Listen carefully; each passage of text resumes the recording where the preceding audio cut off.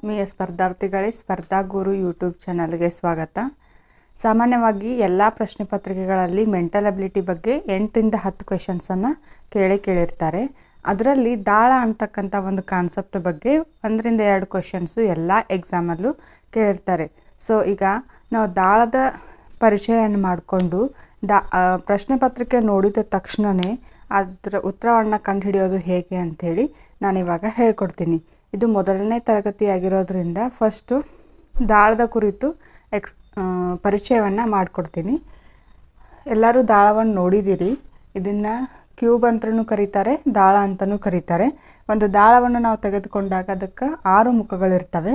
ಸಾಮಾನ್ಯವಾಗಿ ಮುಖಗಳಿಗೆ ಸಂಬಂಧಪಟ್ಟಂತಲೇ ಕ್ವಶನ್ಗಳನ್ನು ಪ್ರಶ್ನೆ ಪತ್ರಿಕೆ ಒಳಗೆ ಕೇಳಿರ್ತಾರೆ. ಈ 6 ಮುಖಗಳನ್ನು ನಾವು ಗುರುತಿಸ್ಬೋದು. ಅದರಂತೆ ಈ ಒಂದು ದಾಳವನ್ನು ಕೊಟ್ಟಾಗ ಅದರಲ್ಲಿ 2 ವಿಧ ಇರ್ತವೆ. ಒಂದು ಸ್ಟ್ಯಾಂಡರ್ಡ್ ಡೈಸ್, ಮತ್ತೊಂದು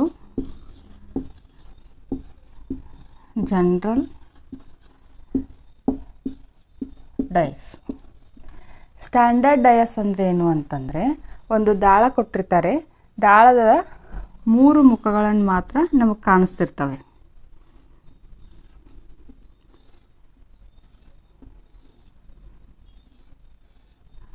ಈ ಥರ ದಾಳವನ್ನು ಕೊಟ್ಟಿರ್ತಾರೆ.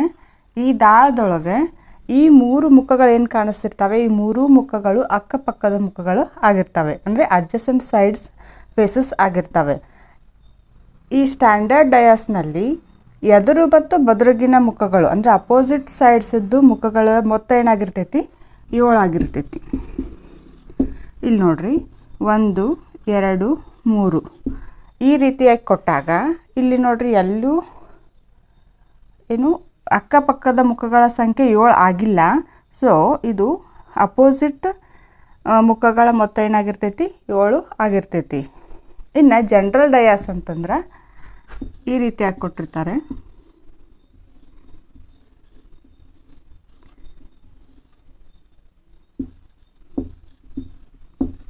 ಇಲ್ಲಿ ಇವೆಲ್ಲ ಅಕ್ಕಪಕ್ಕದ ಮುಖಗಳಲ್ಲಿ ಯಾವುದಾದ್ರೂ ಒಂದು ಅಕ್ಕಪಕ್ಕದ ಮುಖದ ಮೊತ್ತ ಏನಾಗಿರ್ತೈತಿ, 7 ಆಗಿರ್ತೈತಿ. ಇಂಥದ್ದನ್ನು ನಾವೇನಂತ ಕರಿತೀವಿ, ಜನರಲ್ ಡಯಾಸ್ ಅಂಥೇಳಿ ಕರಿತೀವಿ.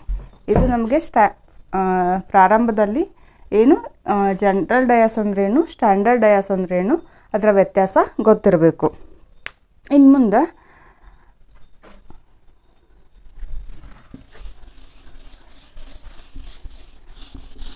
ಪ್ರಶ್ನೆಗಳನ್ನು ಕೇಳಬೇಕಾದ್ರೆ 3 ವಿಧದಲ್ಲಿ ಕೇಳ್ತಾರೆ.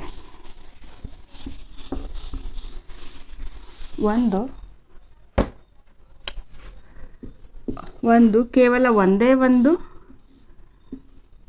ಡಯಸನ್ನು ಕೊಟ್ಟು ಇದರ ವಿರುದ್ಧ ಮುಖ ಯಾವುದು ಅಂಥೇಳಿ ಕೇಳ್ತಾರೆ. ಇನ್ನು 2ನೇ ಟೈಪಲ್ಲಿ ಒಂದೇ ಡಯಸದ 2 ಭಾಗಗಳನ್ನು ಕೊಟ್ಟಿರ್ತಾರೆ. 1 2 3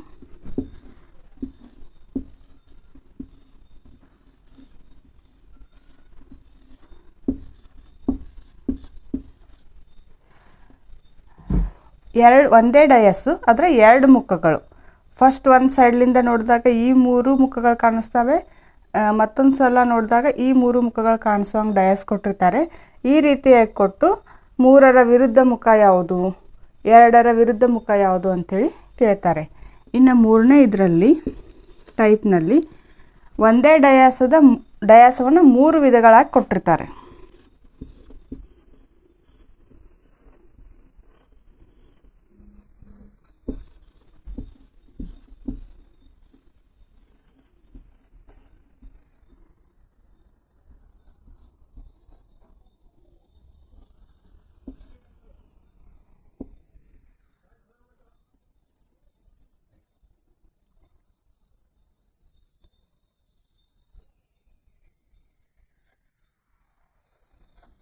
ಈ ರೀತಿಯಾಗಿ ಒಂದೇ ಡಯಾಸನ್ನು ಈ 3 ರೀತಿಯಾಗಿ ಕೊಟ್ಟು ಇದರಲ್ಲಿ 3ರ ವಿರುದ್ಧ ಮುಖ ಯಾವುದು, 2ರ ವಿರುದ್ಧ ಮುಖ ಯಾವುದು, 1ರ ವಿರುದ್ಧ ಮುಖ ಯಾವುದು ಅಂಥೇಳಿ ಕೇಳ್ತಾರೆ.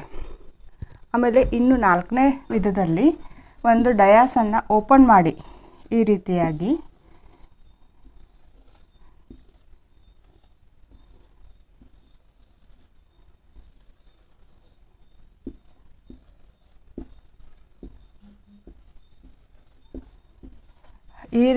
ಕೊಟ್ಟು ಇದರಲ್ಲಿ 3ರ ವಿರುದ್ಧ ಮುಖ ಯಾವುದು, 2ರ ವಿರುದ್ಧ ಮುಖ ಯಾವುದು, ಈ ರೀತಿಯಾಗಿ ಪ್ರಶ್ನೆಗಳನ್ನು ಕೇಳ್ತಾರೆ. ಇದೆಲ್ಲವೂ ಬೇಸಿಕ್ಕಾಗಿ ನಮಗೆ ಗೊತ್ತಿರಬೇಕು. ಒಂದು ಫಸ್ಟ್ ಏನು ಸ್ಟ್ಯಾಂಡರ್ಡ್ ಡಯಾಸ್ ಅಂದರೆ ಏನು, ಜನರಲ್ ಡಯಾಸ್ ಅಂದರೆ ಏನು, ಈ ಯಾವ್ಯಾವ ಥರ ಪ್ರಶ್ನೆ ಪತ್ರಿಕೆಗಳು ಕೇಳ್ತಾರೆ ಅನ್ನೋದು ಇವಿಷ್ಟು ನಮಗೆ ಗೊತ್ತಿದ್ದಾಗ ಇದು ಬೇಸಿಕ್ ಕಾನ್ಸೆಪ್ಟ್ ದಾಳಗಳ ಬಗ್ಗೆ. ಇದಿಷ್ಟು ಗೊತ್ತಿದ್ರೆ ನಾವು ಈ ದಾಳದ ಮೇಲೆ ಬರತಕ್ಕಂಥ ಪ್ರಶ್ನೆಗಳನ್ನು ಈಸಿಯಾಗಿ ಸಾಲ್ವ್ ಮಾಡ್ಬೋದು. ಈಗ ಉದಾಹರಣೆ ಒಂದಿಷ್ಟನ್ನು ನಾನು ಹೇಳ್ಕೊಡ್ತೀನಿ, ಆ ಪ್ರಕಾರ ಸಾಲ್ವ್ ಮಾಡಿ ಈಸಿಯಾಗಿ ಆನ್ಸರ್ ಗೊತ್ತಾಗುತ್ತೆ.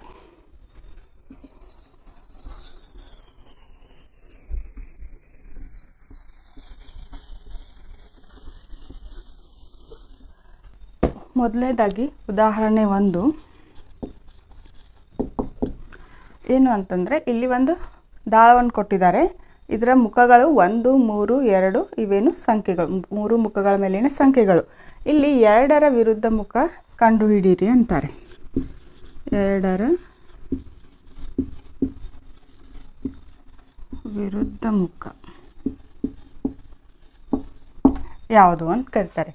ಫಸ್ಟ್ ಕೊಟ್ಟಿರ್ತಕ್ಕಂತಹ ಡಯಾಸು ಜನರಲ್ ಡಯಾಸು ಅಥವಾ ಸ್ಟ್ಯಾಂಡರ್ಡ್ ಡಯಾಸು ಅಂಥೇಳಿ ಕಂಡುಹಿಡ್ಕೋಬೇಕು. ಸ್ಟ್ಯಾಂಡರ್ಡ್ ಡಯಾಸಲ್ಲಿ ಏನಾಗಿರ್ತೈತಿ, ಅಪೋಸಿಟ್ ಮುಖಗಳು 7 ಆಗಿರ್ತೈತಿ. ಜನರಲ್ ಡಯಾಸ್ನಲ್ಲಿ ಅಕ್ಕಪಕ್ಕದ ಮುಖಗಳ ಸಂಖ್ಯೆ 7 ಆಗಿರ್ತೈತಿ. ಈ ಡಯಾಸಲ್ಲಿ ನೋಡ್ರಿ ಯಾವ 2 ಮುಖಗಳ ಮೊತ್ತ 7 ಆಗೈತೆ ನೋಡ್ರಿ, ಯಾವುದು ಆಗಿಲ್ಲ. ಇಲ್ಲಿ 2 + 3 5, 1 + 2 3, 1 + 3 4 ಐತೆ. ಅಂದರೆ ಇದು ಯಾವುದು ಸ್ಟ್ಯಾಂಡರ್ಡ್ ಡಯಾಸ್ ಆಗಿರ್ತೈತಿ. ಈ ರೀತಿ ಕೊಟ್ಟಾಗ ಸ್ಟ್ಯಾಂಡರ್ಡ್ ಡಯಾಸ್ ಕೊಟ್ಟಾಗ ಇವರೇನು ಕೇಳಿದ್ದಾರೆ, ಇಲ್ಲಿ 2ರ ವಿರುದ್ಧ ಮುಖ ಯಾವುದು ಅಂಥೇಳಿ ಕೇಳಿದ್ದಾರೆ. 2ಕ್ಕೆ ಎಷ್ಟನ್ನು ಸೇರಿಸಿದರೆ 7 ಆಗುತ್ತೆ, 5ಅನ್ನು ಸೇರಿಸಿದರೆ 7 ಆಗುತ್ತೆ. ಸೊ 2ರ ವಿರುದ್ಧ ಮುಖ ಯಾವಾಗೂ ಎಷ್ಟು ಸಂಖ್ಯೆ ಆಗಿರ್ತೈತಿ,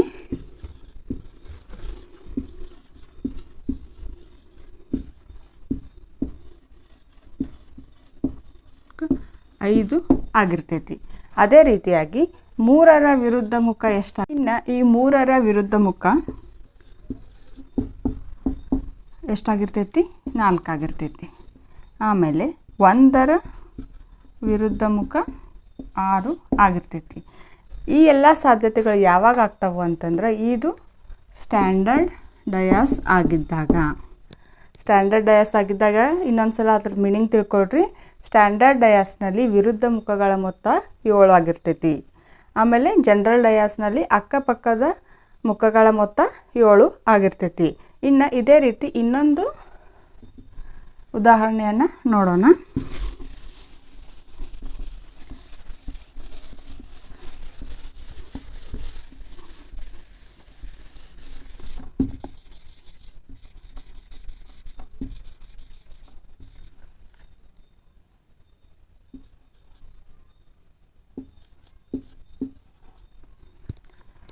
ಈ ಡಯಾಸನ್ನು ನೋಡ್ರಿ, ಇದು ಸ್ಟ್ಯಾಂಡರ್ಡ್ ಡಯಾಸ ಅಥವಾ ಜನರಲ್ ಡಯಾಸ ಅಂತಕ್ಕಂಥದ್ದನ್ನು ಕನ್ಫರ್ಮ್ ಮಾಡ್ಕೋಬೇಕು.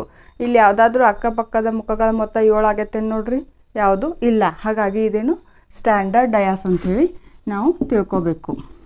ಈ ಸ್ಟ್ಯಾಂಡರ್ಡ್ ಡಯಾಸ್ ಆದಾಗ 3ರ ವಿರುದ್ಧ ಮುಖ ಏನಾಗಿರ್ತೈತಿ,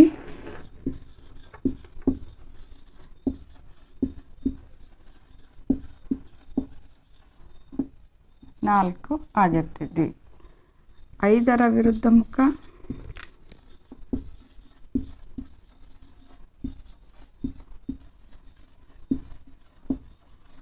2 ಆಗಿರ್ತೈತಿ. ಅದೇ ರೀತಿ 6ರ ವಿರುದ್ಧ ಮುಖ 1 ಆಗಿರ್ತೈತಿ.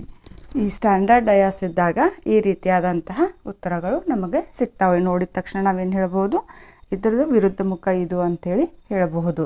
ಇನ್ನು 2ನೇ ಟೈಪಲ್ಲಿ ಜನರಲ್ ಡಯಾಸ್ ಕೊಟ್ಟಾಗ ನಾವು ಯಾವ ರೀತಿಯಾಗಿ ಕಂಡುಹಿಡಿಬೇಕು ಅನ್ನೋದನ್ನು ಹೇಳ್ಕೊಡ್ತೀನಿ.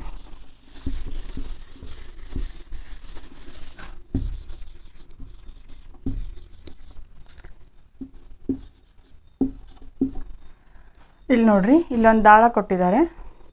ಈಗ ಜನರಲ್ ಡಯಸ್ ಬಗ್ಗೆ ನೋಡೋಣ. ನಾನು ಹೇಳ್ತಿರೋ ಕಾನ್ಸೆಪ್ಟ್ ನಿಮ್ಗೆ ಅರ್ಥ ಆಗ್ತಿದ್ರೆ ನನ್ನ ಚಾನಲನ್ನು ಸಬ್ಸ್ಕ್ರೈಬ್ ಮಾಡಿ, ಲೈಕ್ ಮಾಡಿ ಮತ್ತು ಶೇರ್ ಮಾಡಿ. ಇಲ್ಲಿ ನೋಡ್ರಿ, ಈ ಕೊಟ್ಟಿರ್ತಕ್ಕಂತಹ ದಾಳದಲ್ಲಿ ಯಾವುದಾದ್ರೂ ಅಕ್ಕಪಕ್ಕದ ಮುಖಗಳ ಮೊತ್ತ 7 ಆಗೈತೆ ನೋಡ್ರಿ. 3 ಮತ್ತು 4 ಇವೆರಡನ್ನು ಸೇರಿಸಿದ್ರೆ ಏನಾಗುತ್ತೆ? 7 ಆಗುತ್ತೆ. ಈ ರೀತಿ ಅಕ್ಕಪಕ್ಕದ ಮುಖಗಳ ಮೊತ್ತ 7 ಆದಾಗ ಇದನ್ನು ನಾವೇನಂತ ಕರಿತೀವಿ?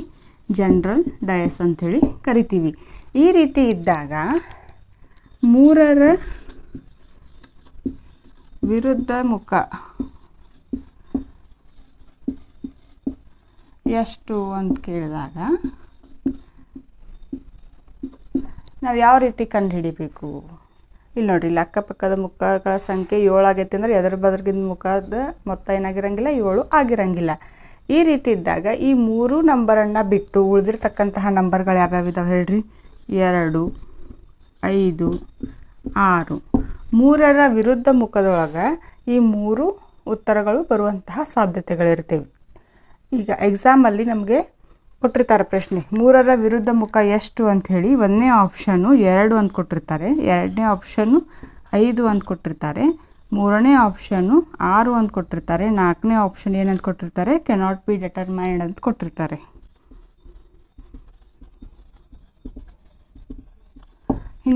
ಈ ರೀತಿ ಇದ್ದಾಗ ಇಲ್ಲಿ ನಮಗೆ ಉತ್ತರಗಳು 3 ಇದ್ದಾವೆ. 3 ಒಂದೊಂದು ಆಪ್ಷನಲ್ಲಿ ಕೊಟ್ಟಿದ್ದಾರೆ. ಒಂದೇ ಯಾವುದಾದ್ರೂ ಆಪ್ಷನಲ್ಲಿ ಕೊಟ್ಟಿದ್ರೆ ನಾವೇನು ಮಾಡಬಹುದಿತ್ತು? ಇದನ್ನು ಮಾರ್ಕ್ ಮಾಡ್ಬೋದಿತ್ತು. 3 ಉತ್ತರಗಳಿದ್ದಾವೆ, 3 ಉತ್ತರಗಳನ್ನು ಕೊಟ್ಟು ಲಾಸ್ಟಿಗೆ ಕೆನಾಟ್ ಬಿ ಡಿಟರ್ಮೈನ್ಡ್ ಅಂತ ಕೊಟ್ಟಾಗ ನಾವು ಇದನ್ನು ಊಹೆ ಮಾಡೋಕ್ಕೆ ಸಾಧ್ಯ ಇಲ್ಲ, ಇದ್ರಾಗ ಒಂದು ಆನ್ಸರ್ ಅಂತ ಹೇಳ್ಕ್ಯಾರ, ಊಹೆ ಮಾಡೋಕ್ಕೆ ಸಾಧ್ಯ ಇಲ್ಲ ಅಂಥೇಳಿ 4ನೇ ಉತ್ತರವನ್ನು ಹಾಕಬೇಕು. ಇನ್ನೊಂದು ಉದಾಹರಣೆ ನೋಡೋಣ.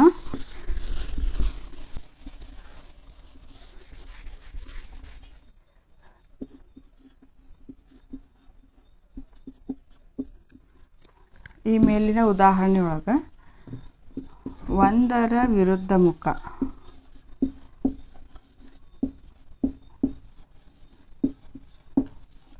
ಯಾವುದು ಅಂತ ಕೇಳಿದ್ದಾರೆ. ಇದನ್ನು ಸಾಲ್ವ್ ಮಾಡಿ ಕಮೆಂಟ್ ಸೆಕ್ಷನಲ್ಲಿ ನಿಮ್ಮ ಉತ್ತರವನ್ನು ಕಮೆಂಟ್ ಮಾಡಿ. ಮುಂದಿನ ಟೈಪನ್ನು ನಾನು ಮುಂದಿನ ಕ್ಲಾಸ್ನಲ್ಲಿ ಹೇಳ್ಕೊಡ್ತೀನಿ. ಧನ್ಯವಾದಗಳು.